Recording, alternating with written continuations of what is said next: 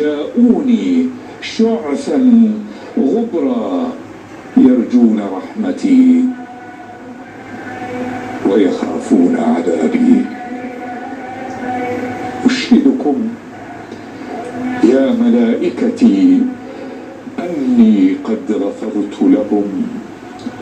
تأملوها غانما سالما إلى بلده، كلهم أمل أن يعود كل منهم كيوم ولدتهم أمهاتهم.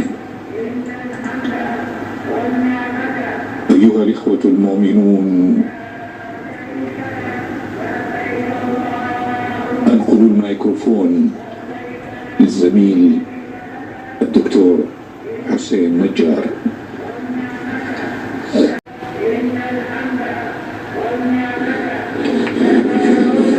لبيك اللهم لبيك، لبيك لا شريك لك لبيك،